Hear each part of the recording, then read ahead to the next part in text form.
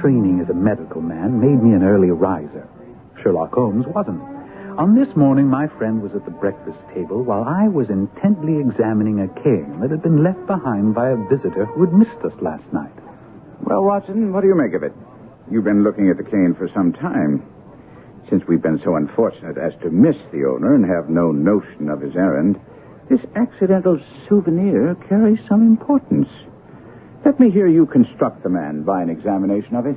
Well, very well, Holmes. Really, it's child's play to read that the man's name is James Mortimer, that he's a physician. But I would go further and say he's an elderly country practitioner who does a great deal of his visiting on foot because the end of this stick is very heavily worn down. Excellent, Watson. Now, the stick was given to him by the Friends of the CCH, which I take to be the Something Hunt, a local group to whom he's possibly given some assistance. Now, has anything escaped me? Now, here, let me have a look at it, Watson. Well, I trust there's nothing of importance I've overlooked. No, Watson. This man is certainly a country practitioner who walks a great deal. Then I was right. To that extent. But since we know that the man is a doctor, is it likely that presentation to him would come from a hospital rather than a hunt? And when we see the initials CCH, does not Charing Cross Hospital leap to the mind? Can we not also infer that such a presentation would be made at the time he left? Perhaps to practice in the country. And since the date is on the stick, and it's only 5 years ago, it's highly unlikely that an elderly, well-established physician would go into country practice. So, we now have a young fellow, amiable, unambitious, and possessor of a favorite dog, which I should say is larger than a terrier and smaller than a mastiff. Come, Holmes. Well, the dog is too much. No, not at all. If you'll observe these tooth marks in the middle of the stick, where the dog has been accustomed to carry it. The dog's jaw is too broad for a terrier and not quite broad enough for a mastiff. It may well be... It is a curly-haired spaniel. My dear Holmes, how can you possibly be so sure of For that? the very simple reason that I see the dog itself on our doorstep. And there is the ring of its owner, and we shall soon discover why he has come to see us.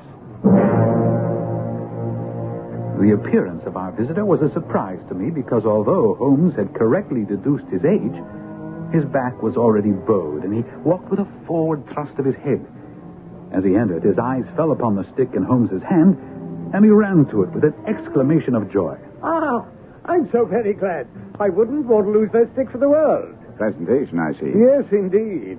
From Charing Cross Hospital? From some friends there on the occasion of my marriage. Ah, dear, that's bad. I beg your pardon. Why was that bad? Well, only that you've disarranged our little deductions. We had surmised that you left the hospital. Oh, and so I did. Immediately upon my marriage. Ah.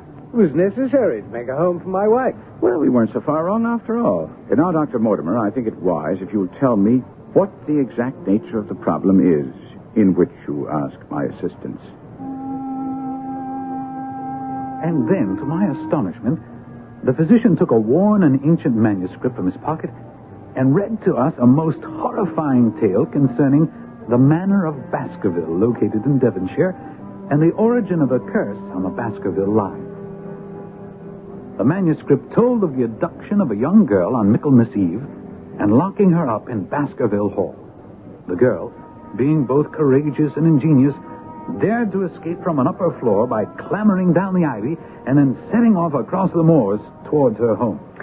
Upon discovering that the maiden had indeed escaped, Hugo Baskerville became as one possessed, and he cried aloud before his companions that very night he would render his body and soul to the powers of evil if he might overtake the girl with the hounds he would set upon her. Excuse the interruption, Doctor, but you're certain of the authenticity of this document? Oh, absolutely, Mr. Holmes.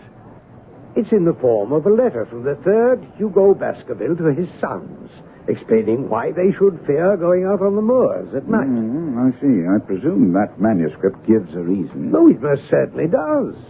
The Hound of the Baskervilles. if you let me continue.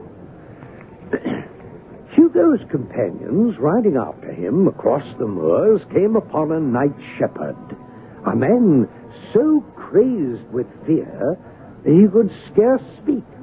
He told the riders that he'd not only seen the maid running for her very life, but also Sir Hugo on his black mare and running mute behind him, such a hound of hell as God forbid should ever be at my heels.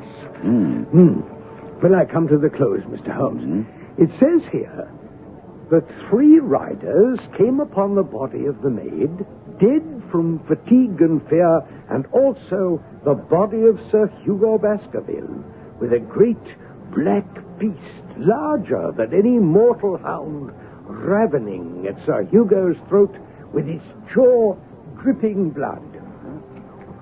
Well, such is the tale, my sons, of the coming of the Hound, which is said to have plagued the Baskerville family so sorely ever since.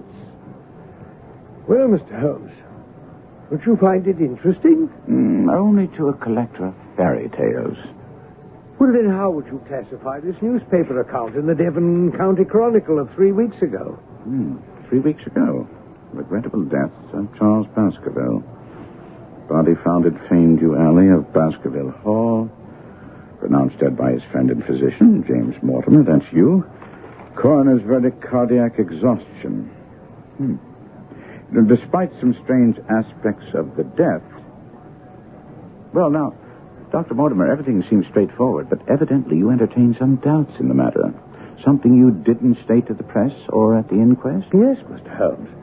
When I first saw the body, Sir Charles lay upon his face, his arms out, fingers dug deep into the ground, and his features convulsed into such a grimace of terror that I, his best friend and physician, hardly recognized him. Dear me. No physical injuries? None. But although Harrison, the caretaker who found the body, said he saw no traces at all upon the ground, I did, Mr. Holmes, I did. Footprints? Footprints? A man's or a woman's? Neither. They were the tracks of a gigantic hound. And your reason for withholding this information at the inquest? Because the people of the countryside do not share your opinion about the curse hanging over the Baskerville family. Sir Charles himself believed in it, and I certainly had no wish to add fuel to the flames. Besides... Yes? Well, there's a realm in which the most acute and most experienced of detectives is helpless. You mean the supernatural? Well, I confine my investigations to this world, and I cannot understand why you are now consulting me. But I came to ask your advice about what I should do with the heir, the new Sir Henry Baskerville, who arrives in Waterloo Station in exactly 1 hour. Meet him, take him to a good hotel, and both of you come back here tomorrow at noon. Mr. Holmes, Dr. Watson, this is Sir Henry Baskerville. How do you do? I'm all at sea. I have been ever since I got the news of my uncle's death and my inheritance. I had no idea Uncle Charles was so well fixed. Dr. Mortimer, as the executor of the estate, can you tell us, are there any other claimants? No, sir. And then this morning, I find this note at my hotel, and one of my brand new boots is missing. May I see the note? Of course. Dime novel stuff, if you ask me. As you value your life or reason, keep away from the moor. We must all agree there's nothing supernatural about this. Now, the missing boot? A brand new pair. I bought them just yesterday. Left them outside my hotel door to be polished, and one of them's gone this morning. I can only tell you that there is no devil in hell and no man upon earth who can prevent me from going to the home of my own people. And so it was arranged that on Saturday I was to accompany Sir Henry and take up residence with him at Baskerville Hall, because Holmes was insistent that someone be with Sir Henry at all times. When Holmes and I called to pick up Sir Henry at his hotel Saturday, We found the young baronet in a rage. I won't be played for a sucker in this hotel. You still haven't located your boots, Sir Henry? But this is a different one. What? I got the other one back, and now I'm missing an old black one. I'm beginning to think this hotel is nothing but a den of thieves. I think it's very odd and damnably dangerous. Mr. Holmes, if you know something, you should inform us so that we may... Dr. Mortimer, I know only that you were concerned about the safety of Sir Henry, and quite rightly so. I also know that someone knew that you were in this hotel and saw fit to warn you to keep away from Baskerville Hall and the moor. And we all know that there were extremely suspicious circumstances surrounding the death of Sir Charles Baskerville.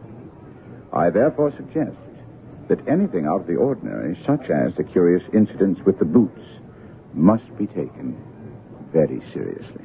Surely you must be joking about the boots, Holmes. I fail to My see... dear Watson, did you bring your revolver as I asked? Of course. Good. Carry it at all times. Well, I confess, your instructions are making me nervous. They should have precisely the opposite effect. Now, Dr. Mortimer, as executor of Sir Charles' will, you know the exact amount of the estate. Is it considerable? Well, I should say that a sum in excess of £740,000 is indeed considerable. Dear me. That is a stake for which a man might well play a desperate game. In the event something happens to Sir Henry, who stands to inherit? A distant cousin named James Desmond. And if you have any suspicions in that direction, let me inform you, he's a clergyman in his 70s. Thank you. Now, Watson, I want complete and daily reports from you. When the crisis arises, as it surely will, I will direct you how to act. Now, gentlemen, goodbye and Godspeed.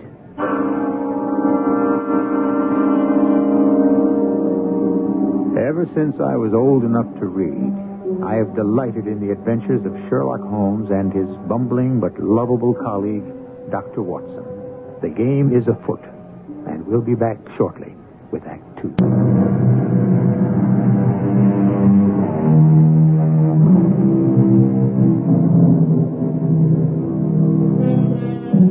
One of our most successful writers of modern detective stories once made a terrible pun, but a perceptive comment on Sir Arthur Conan Doyle's stories about Sherlock Holmes. It went this way: be they ever so humble, there's no police like Holmes. I agree wholeheartedly. And now we have the pleasure of rejoining Dr. Watson, Sir Henry Baskerville, and Dr. James Mortimer in the wagonette, carrying them and their luggage across the moors on the way to Baskerville Hall. Hello, look at that, Sir Henry and Watson. I believe it's a mounted soldier with a rifle. Pull up, driver. Pull up. Not to worry, sir. He's on the watch for a convict escaped from Princeton. The farmers here don't like him. He's a man that will stop at nothing. It's Selden, the Notting Hill murderer. I gave an involuntary shudder. It was a case Holmes had taken an interest in because of the ferocity of the man, Selden, who escaped the death penalty only because his atrocious conduct had led to doubts about his sanity. As I shivered, the wagon swept onto a long driveway where stood a huge building with mullioned windows. Standing in front of the large, heavy door was an angular woman with deep-set eyes which blazed with fanatic fire. Welcome to Baskerville Hall, Sir Henry. I'm Mrs. Harrison, the caretaker's wife. My husband will be here shortly. He joins with me in wishing you a long, happy life and in begging you to avoid the moor, particularly in those hours of darkness when the powers of evil are exalted. The very next morning, I set out to explore the moor by daylight. As I walked along a gray and lonely road, wishing that Holmes were here to help me, my thoughts were interrupted by a man calling my name. Dr. Watson. Dr. Watson. Yes, sir. I'm Stapleton. I just live down the moor at Merripit House. Most of the folks around here call me an eccentric because of my hobby. I'm a naturalist. I can see that from your net and box. But how do you know me? Oh, no mystery about that. You passed Dr. Mortimer's house a short way back. He pointed you out to me as you passed. As our road lay the same way, I thought I'd overtake you and introduce myself. How is Sir Henry? None the worse for his journey, I trust? Well, he's very well, thank you. Not afraid of living down here after the sad death of Sir Charles? That is of some concern to you, sir. Well, it means a great deal to the countryside to have a wealthy man such as Sir Henry with us. Well, I'm glad to hear he has no superstitious fears of the fiend dog, which is supposed to haunt the family. I don't believe he has. How do you stand on the matter? I'm a scientist. But it's extraordinary how credulous the farmers are. Any number of them are ready to swear they've seen such a creature on the moor. And you haven't? Of course not. Although I have no doubt the story led to Sir Charles's tragic end. Indeed. Why do you think that? Well, Sir Charles had a vivid imagination and a diseased heart. His nerves were so on edge that the appearance of any dog at all at night near the yew alley might well have triggered a fatal heart attack. Do you agree? Well, I've come to no conclusions. Quite so. Well, if you care to come along with me to Merripit House, I'll introduce you to my sister. Well, that's very kind of you. Tell me what you think of the moor. Well, this morning's my first venture on it. But that large plain to the north looks like a fine place for a gallop on a horse. That thought has already cost several lives, Dr. Watson. What? That seems hard to believe. You see those bright green spots scattered thickly over it? Yes. Yes, they seem more fertile than the rest. Well, you might say that. But in reality, that's the great Grimpen Mire. One false step for man or beast, and you die slowly and agonizingly in the quicksand. An awful place, Doctor. And yet, I find my way to the very heart of it safely. Why would you want to go to such a place? That's where the rarest plants and butterflies are. And I have the wit to reach them. Good Lord, what was that? The natives say it's the Hound of the Baskervilles calling for its prey. Well, you don't believe that, do you? Perhaps it's the mud settling in the bog. Excuse me, but unless I'm mistaken, there's a purple hair streak. Very rare. I'll join you at Merripit House. You called me, see? Stapleton was off with amazing speed and agility. To my dismay, the creature fluttered straight for the great mire. But Stapleton never paused for a moment. I stood watching him and then turned to find a woman near me upon the path. Slim, elegant, with a sensitive mouth and dark, eager eyes. Go back. Go straight back to London. Instantly. Instantly. What? Why? I mean, why should I go back? I cannot explain, but do what I ask. Go back and never set foot on this moor again. But I have just only come. Can't you tell when a warning is for your own good? Get away from this place immediately. But, ma'am, Your brother's coming back. Don't say a word. Hello, Beryl. Well, Jack, you're very warm and out of breath, I see. Well, what was it this time? Purple hair streak. Seldom found in the late autumn. Pity I missed him. You've introduced yourselves, I see. Yes, sir. I was telling Sir Henry that it was rather late for him to see the true beauties of the moor. You think he's Sir Henry Baskerville? Of course. Oh, no, ma'am. I'm only a humble commoner. My name is Dr. Watson. Oh, we've been talking at cross purposes. Well, you've not had very much time for talk. Well, I merely mean that I talked as if Dr. Watson were a resident instead of a visitor. I chose this out-of-the-way spot to settle down in, Doctor, because it offers an unlimited field of work in the areas of botany and zoology. Dr. Mortimer is a learned man, and Sir Charles was also an admirable companion. We knew him well, missed him. Of course, we miss our boys, too, don't we, Beryl? Most certainly. Your boys? Yes, I had a school in the North Country. However, serious epidemic broke out and 3 of the boys died. school never recovered from the blow. Well, I feel I should be getting back to the hall. Well, as you wish. Do you think we'd be intruding if Beryl and I were to call this afternoon and make the acquaintance of Sir Henry? I'm sure Sir Henry would be delighted. I set off rapidly upon the same path by which we'd come. But there must have been some shortcut, because before I'd reached the road, I was astounded to see Miss Stapleton sitting upon a rock by the side of the track. Oh, I've run all the way in order to cut you off, Dr. Watson, and to tell you to forget what I said. I must not stop, or my brother will miss me. Now, hold on a moment, please. Sir Henry's welfare is a close concern of mine. Why were you so eager he should leave here? Well, my brother and I were very much shocked by the death of Sir Charles.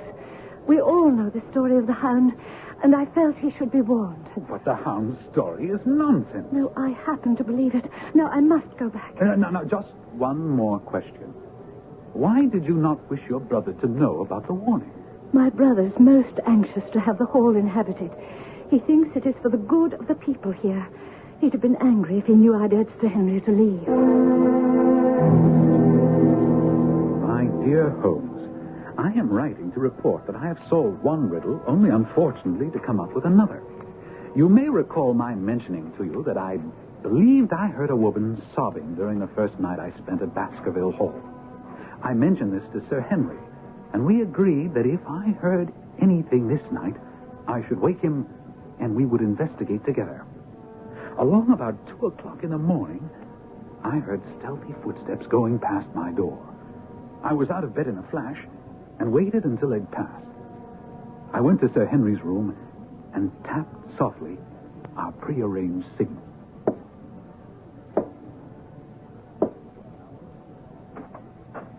Yes? You heard something, Watson? Footsteps. No sobbing? No. The footsteps passed my door and went down the corridor. I see that it turns left. Where does it end? At a window overlooking the moors. And the steps went in that direction. Oh, softly now. What? Why, it's Mrs. Harrison. What in the world is she doing? She's holding a candle against the window and peering out. Her face is pressed almost against the glass. And crying bitterly. Come on, Watson. We'll get to the bottom of this. All right, Mrs. Harrison. Tell us what you're doing up here. Oh, Sir Henry, I was just going round to see that the windows were fastened. On the second floor? Oh, yes, sir. Yes, sir. I check all the windows at night. And that makes you cry? Well, I was doing no harm, sir. I was just holding a candle to the window. She must have been signaling someone. Oh, no, sir. There it is, Sir Henry. An answering signal from the moor. No, sir. It's nothing. It's nothing at all. Move that candle across the window, Watson. That's it. There. Mrs. Harrison. You see, the other light moves also. Now, speak up. What is the meaning of all this? Oh, please believe me, Sir Henry. It has nothing to do with you. It's a personal matter. So you say. I know your family has been employed by mine for more than 50 years, but I'm not in Baskerville Hall a week before I find you deep in some dark plot against me. Oh, no, sir, not against you, not you. You see, sir, my unhappy brother is starving on the moor. I cannot let him perish on my very doorstep.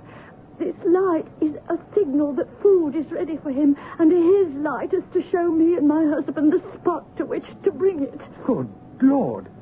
Then your brother is... Yes, the escaped convict, Selden, the evil Notting Hill murderer.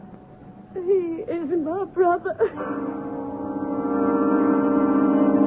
We took the weeping unfortunate woman to her husband and left her. Sir Henry insisted on accompanying me on the moor to assist me in capturing this dangerous criminal. I had my revolver and Sir Henry a hunting crop. The moor was pitch black, but we easily picked out the pinpoint of light where the fellow was waiting. Mind the footing, Sir Henry. A pity we can't show a light. I think we should bear more to the right. There's his light. Watson, what's that? I don't know. A sound they have on the moor. I heard it once before. Don't coddle me, Watson. That was the cry of a hound. They say it's the cry of the Hound of the Baskervilles. You believe that, Watson? No, but I think that we should forget our expedition. No, by thunder, whatever that cry was, it came from far away, near the mire.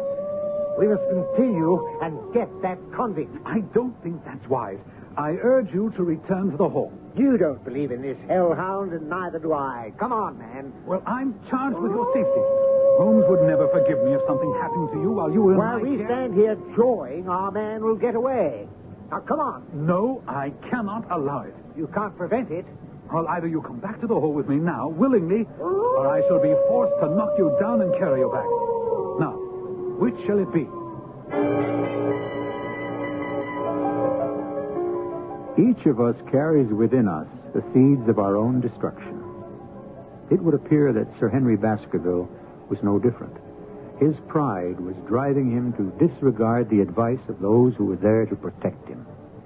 We'll be back with Act 3 and his decision in just a little while.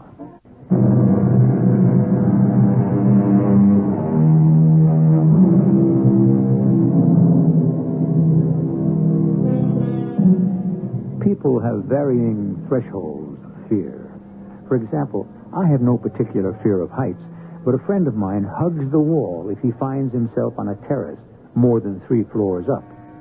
As for me, I shudder at the thought of being hunted down by a pack of dogs, whereas an experienced woodsman might not find that so terrifying. However, I think even an experienced hunter might, well, find the baying of a fiend dog, a hound from hell, a soul-shattering experience. There it is again, Sir Henry. I don't know what it is, but you're walking back to the safety of the hall with me, or I shall knock you down and carry you. And allow this murderous convict to escape. And that, my dear Holmes, you must acknowledge, solves one mystery. The other, I frankly don't understand. It seems Sir Henry is much taken with Beryl Stapleton, who is indeed handsome.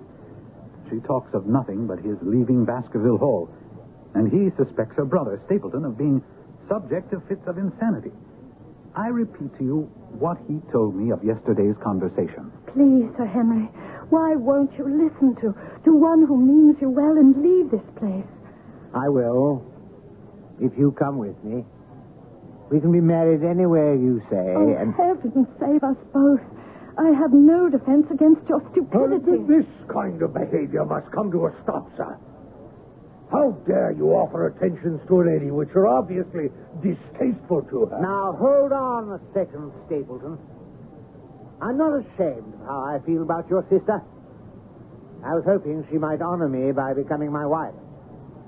And if you can find anything dishonorable in that, then you can go to the devil. Well, my sentiments exactly, sir. Come, Beryl. We're going home. You can imagine that Stapleton's conduct left both Sir Henry and I completely bewildered. And another thing, I'm sure there is another man on the moor. I swear I caught a glimpse of him when Sir Henry and I were out there searching for Selden, the convict. I ask you, Sir Henry, not to report what I told you to the police. The man is a public danger. My husband and I have made arrangements for him to go to South America. If you don't inform the police, he can lie safely on the moor until the ship sails. That is, if he can stay out of the way of the other man who hides on the moor. What other man? Whom are you talking about? Gently, Watson. I only know what my brother told me. There's another man in hiding out there. My brother says he seems to be playing some game of his own. Did he say where he saw this man? Around the old stone huts where the old folk used to live. About my brother, Sir Henry. Are you going to inform the police? What do you say, Watson? Well, if he were safely out of the country, it would relieve the taxpayers of a burden. Oh, Lord bless you, sir. Oh, thank you, sir.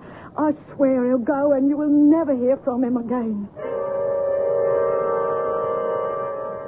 And Holmes, no sooner had we gotten done with Mrs. Harrison than Stapleton was upon us with an explanation of his strange behavior of the other day. I would ask you to let bygones be bygones and understand my sister is everything in my life.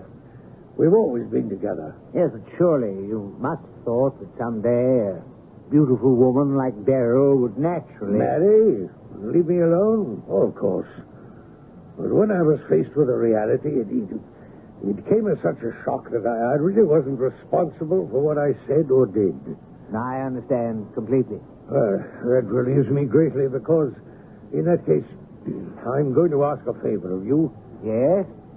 Give me some time to become accustomed to the situation. Well, how do you mean? I will withdraw all opposition if you give me 3 months before claiming her love. After that time, I shall have prepared myself for losing her. And if she's willing, she can become your wife. I myself was determined to discover the identity of the other man hiding on the moor. And early that evening, I went to examine the abandoned stone huts where Mrs. Harrison said her brother believed the man to be lurking. I approached one of the huts, closed my hand over the butt of my revolver, and entered quickly. The place was empty, but there were distinct evidences that it was being used. As I looked around the remains of a meal, I heard a stone click. Then a figure loomed in the doorway. It's a lovely evening, my dear Watson. I really think you'll be more comfortable outside than in. Holmes! I was never happier to see anyone in my life. Oh, more astonished, eh? Please, be careful with that revolver. Oh, I thought you were busy working in London. That was what I wished you to think. By keeping you in the dark, I've been able to pursue my inquiries freely. And I've uncovered some information which will lead us to the villain. And all my reports have been wasted. Not at all, not at all. I have them with me, and they helped me immeasurably. For instance, they've led me to the vital bit of information. The vital bit of information, my friend. The lady passing as Jack Stapleton's sister is really his wife. Good heavens, Holmes. Are you sure? Thanks to you, Watson. In all the pack of lies that Stapleton told you, he dropped one grain of truth. He was once a schoolmaster in the north of England. A check of scholastic agencies turned up the evidence I just passed on to you. But why? Why this deception? Because he foresaw that she would be much more useful to him in her character as a free woman. But what does it all mean, Holmes? What is Stapleton after? It's murder, Watson. Refined, cold-blooded, deliberate murder. But my nets are closing in on him, even as his are closing on Sir Henry.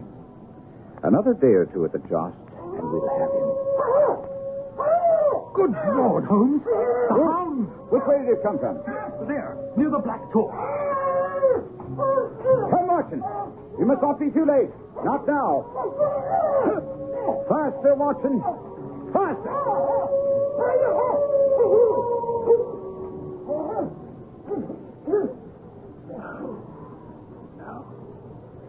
He's beaten us, Watson. We're too late. Fool that I was to hold my hand. And you, Watson, see what comes of abandoning your charge. Come on. Up there. Up there against the slope. Come on. Wait. It's Sir Henry. I recognize the tweed jacket. No. No, Watson, no. Oh, the man has a beard. It's not Sir Henry. It's Selden. It's Selden the convict, wearing Sir Henry's clothes, no doubt furnished him by his sister. Dr. Watson. You're the last man I should have expected to see on the moor at this time of night. What's this? Somebody hurt? Don't tell me it's Sir Henry. It's Selden, the escaped convict who appears to have fallen and broken his neck. What brings you onto the moor at this hour, sir? I heard a cry. You heard it too, I expect. Yes. You hear anything else beside a cry? No. Well, that's very comforting coming from Mr. Sherlock Holmes. Well, you seem to be very quick at identification, Mr. Stapleton. Well, you also, Mr. Holmes. Now that you're on the scene, perhaps you've made some discoveries. No, only that this tragedy will make an unpleasant memory for me to take back to London tomorrow night. You return tomorrow? That's my intention. Does that mean you already have a solution to the strange events which have been troubling all of us here on the moor? No. Any investigator needs facts not legends or rumors. No, on the whole, this has not been a satisfactory case.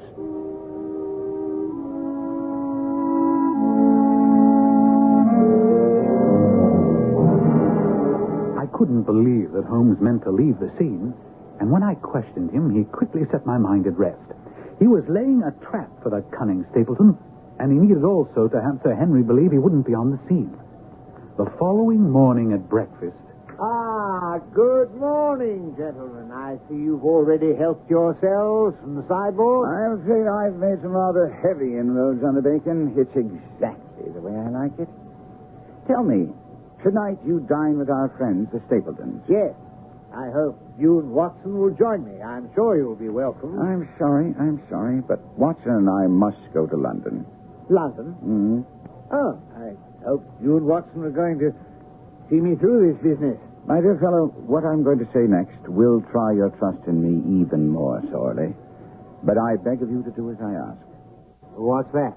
After you dine, walk back to the hall across the moor. What? Hmm? Isn't that the very thing you told me never to do? I'm asking you to believe me when I say you'll be perfectly safe. But it's essential that you do it. Of course, Holmes and I would be hiding along his path to Baskerville Hall, but we did not tell him that. Careful, Watson. Oh, look over to Grimpen Mire. Isn't that fog hanging over there? It is indeed, Holmes. Damnation. And it's moving towards us. Our success and even Sir Henry's life hang on his coming out before the fog is over the path. Oh, thank heaven. He's coming now, whistling in the dark. And I can't say I blame him. Look after him, Watson. Get your revolver. Good Lord, Holmes! What is it? A creature from hell! Watson, shoot!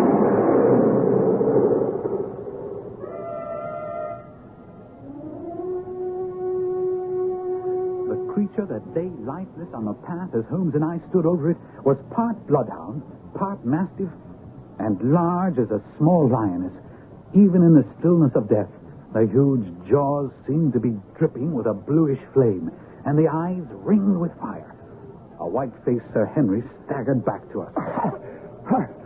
What in heaven's name is that creature? The family ghost, and it's dead. Whatever it is. Yes, but the fire. Phosphorus. Look. Now my fingers seem on fire. Holmes, it's a cunning preparation because it has no odor.